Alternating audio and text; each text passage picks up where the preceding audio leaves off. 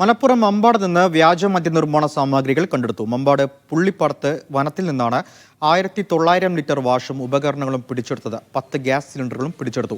Excise വനം ഉദ്യോഗസ്ഥർ സംയുക്തമായി നടത്തിയ പരിശോധനയിലാണ് വാഷും ഉപകരണങ്ങളും പിടിച്ചെടുത്തത്.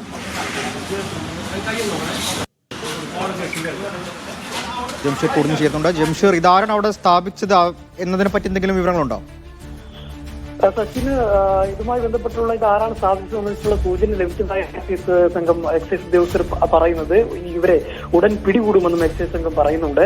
അതായത് ദിവസങ്ങൾക്ക് മുൻപ് നിരോധിച്ച ചാരായമായി എക്സൈസ് ഒരാളെ പിടികൂടിയിരുന്നു. ഇയാളിൽ നിന്നാണ് ഈ ചാരായം പ്രധാനമായും വനത്തിൽ വെച്ചാണ് ഉണ്ടാക്കുന്നതെന്ന വിവരം എക്സൈസിന് ലഭിച്ചതാണ്. ഈ പുള്ളിപ്പാടത്ത് മമ്പാട് പുള്ളിപ്പാടത്ത് വനംവകുപ്പിന്റെ സഹകരണത്തോടെ എക്സൈസ് ഉദ്യോഗസ്ഥർ റെയ്ഡ് നടത്തുന്നത്. റെയ്ഡിനിടെയാണ് 1900 ലിറ്റർ വാഷും ചാരായത്തിനുള്ള ഉപകരണങ്ങൾ 10 ഗ്യാസ് സിലിണ്ടറുകൾ, പൈപ്പുകൾ, വലിയ ഡ്രമ്മുകൾ, പാത്രങ്ങൾ ഉൾപ്പെടെയുള്ളവ പിടിച്ചെടുക്കുകയും ചെയ്തിരിക്കുന്നത്.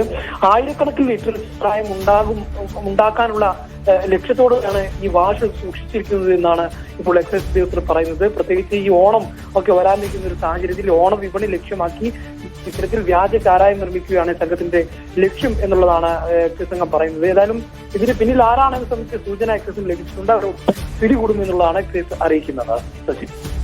ശരി.